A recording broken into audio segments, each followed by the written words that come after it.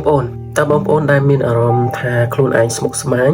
ហើយក៏ស្រាប់តែមានគេមកសួរពីអារម្មណ៍របស់បងប្អូនពិបាកក្នុងការនិយាយអារម្មណ៍ដែលបងប្អូនកំពុងតែស្មុគស្មាញនោះចេញដែរឬទេឬក៏តើបងប្អូនធ្លាប់ឆ្លោះជាមួយនឹងនរណាម្នាក់ដែលគ្រាន់តែបកស្រាយការយល់ពាក្យតែមួយដែលមិនដូចគ្នាដែរឬទេនៅក្នុងវីដេអូនេះយើងនឹងមកបកស្រាយអំពីទំនាក់ទំនងរវាងភាសាហើយនិងការគិតរបស់យើងហើយយើងនឹងរៀនអំពីរបៀបដែលបងប្អូនអាចប្រើភាសាដើម្បីធ្វើឲ្យការគិតរបស់បងប្អូនមានអានុភាពកាន់តែខ្លាំងឡើងហើយមិនឲ្យពាក្យសម្ដីរបស់បងប្អូនទៅបិទបាំងការពិតនៃជីវិតរបស់បងប្អូនខ្លឹមសារពេញនៅក្នុងវីដេអូនេះគឺយើងនឹងនិយាយតាក់ទងជាមួយនឹងការផ្លាស់ប្ដូរពីភាសាជាប់ទៅជាភាសាដាច់តើអ្វីទៅជាភាសាជាប់ដែលយើងហៅថា continuous ហើយនិងដាច់ដែលយើងហៅថា discrete ត្រង់ចំណុចភាសាជាប់ហើយនិងភាសាដាច់នេះបងប្អូនអាចស្រមៃមើលទៅនឹងទឹកទន្លេមួយដែលវាកំពុងហូរបានវាហូរជាប់គ្នារហូតដែលវាគ្មានព្រំដែនច្បាស់លាស់ថា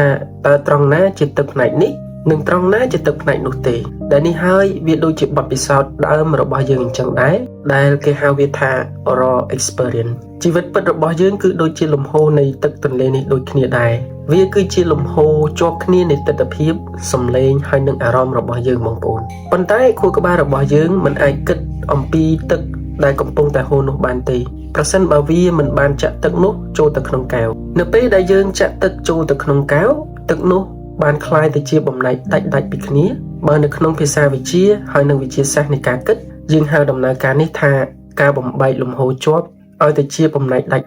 ដែលវាគឺជាពាក្យសម្ដីនិមិត្តសញ្ញាហើយនិងគំនិតរបស់យើងការធ្វើវាទៅជាបំណែកដាច់នៃពាក្យសម្ដីនិមិត្តសញ្ញាហើយនិងគំនិតរបស់យើងនេះហើយគឺជាការធ្វើវាឲ្យទៅជា digital នៃបទពិសោធន៍របស់យើងដែលយើងតែងតែហៅវាថា digitalization វាគឺជាអ្វីដែលអនុញ្ញាតឲ្យយើងអាចចងចាំអាចវិភាគហើយនឹងចែករំលែកការយល់ដឹងរបស់យើងទៅកាន់អ្នកដទៃបានបើគ្មានភាសាដាច់នេះទេគឺយើងមិនអាចមានអរិយធម៌ឬក៏វិទ្យាសាស្ត្រដូចសពថ្ងៃនេះឡើយក៏ប៉ុន្តែនៅក្នុងការបំបែកភាសាដាច់នេះវាក៏មានអន្ទាក់ដ៏ធំមួយផងដែរនៅក្នុងអន្ទាក់នោះគឺយើងត្រូវចងចាំថា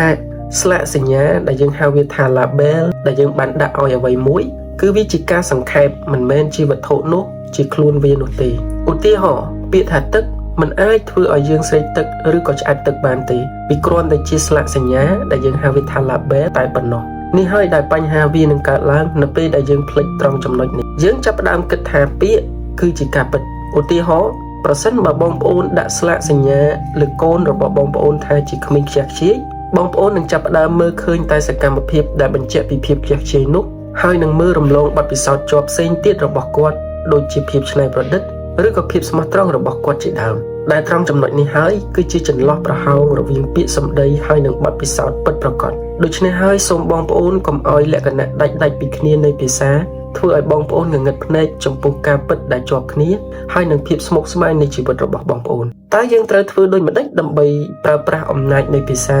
ដោយមិនធ្លាក់ចូលក្នុងអន្ទាក់របស់វាតាមរយៈការកែលម្អភាសារបស់យើងឲ្យកាន់តែច្បាស់លាស់គឺយើងកំពុងតែធ្វើឲ្យការគិតដោយស្មារតីរបស់យើងមានអានុភាពកាន់តែខ្លាំងឡើងតាមការពិតរបស់វាហើយដើម្បីអនុវត្តគឺខ្ញុំសូមណែនាំបងប្អូនចំនួន3ជំហានជាក់ស្ដែងជំហានទី1គឺអនុវត្តការពិនិត្យស្លាកសញ្ញាដែលយើងហៅថា label checking នៅពេលដែលបងប្អូនមានអារម្មណ៍អ្វីមួយសូមបងប្អូនកុំគ្រាន់តែនិយាយថាខ្ញុំ stress អីចូលបងប្អូនព្យាយាមបំបែកវាឲ្យដាច់និងច្បាស់លាស់ជាងមុនឧទាហរណ៍ខ្ញុំមានអារម្មណ៍លើបន្ទុកដោយសារតែការងារនេះហើយខ្ញុំភ័យខ្លាចថានឹងមិនអាចធ្វើវាទាន់ពេលវេលាជាដើមការធ្វើបែបនេះគឺនឹងជួយបំពេញចន្លោះប្រហោងរវាងអារម្មណ៍ហើយនិងពាក្យសម្ដីរបស់បងប្អូនចំណែកឯជំហានទី2គឺការហ្វឹកហាត់ការសង្កេតដោយគ្មានពាក្យដែលយើងហៅវាថា wordless observation បងប្អូនអាចចំណាយពេលត្រឹម5នាទីក្នុងមួយថ្ងៃដើម្បីសង្កេតមើលបរិស្ថានឬក៏អារម្មណ៍របស់បងប្អូនដោយមិនព្យាយាមដាក់ឈ្មោះឬក៏វិនិច្ឆ័យវាភ្លាម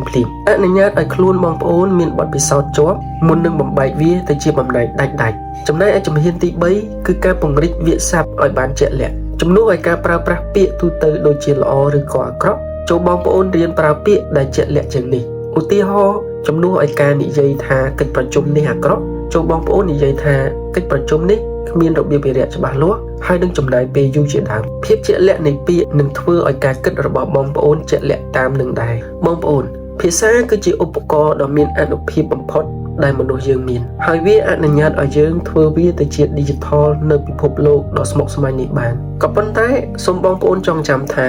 ផែនទីមិនមែនជាផ្ទៃទឹកដីផ្ទាល់នោះទេពាក្យសម្ដីរបស់បងប្អូនគឺជាផែនទីហើយបទពិសោធន៍របស់បងប្អូនវាគឺជាទឹកដីដ៏ផ្ទាល់ដោយការមានស្មារតីចំពោះចន្លោះប្រហោងរវាងពាក្យហើយនិងបទពិសោធន៍ហើយនឹងការខិតខំប្រឹងប្រែងកែលម្អភាសាឲ្យកាន់តែច្បាស់លាស់បងប្អូននឹងអាចពង្រឹងការគិតរបស់បងប្អូនឲ្យមានអានុភាពបានហើយភាពច្បាស់លាស់ផ្នែកភាសានេះហើយគឺជាមូលដ្ឋានគ្រឹះនៃព័ត៌មានទាំងអស់ដែលមានសុពលភាពនិងមានប្រយោជន៍សម្រាប់ជីវិតរបស់បងប្អូនសូមបងប្អូនធ្វើជាអ្នកប្រើប្រាស់ភាសាដោយឆ្លាតវៃសូមបងប្អូនកុំឲ្យពាក្យសម្ដីកំណត់តម្លៃរបស់បងប្អូនតែចូលបងប្អូនកំណត់ពាក្យសម្ដីរបស់បងប្អូនដើម្បីឲ្យវាបម្រើដល់ការគិតដ៏ច្បាស់លាស់របស់បងប្អូនវិញ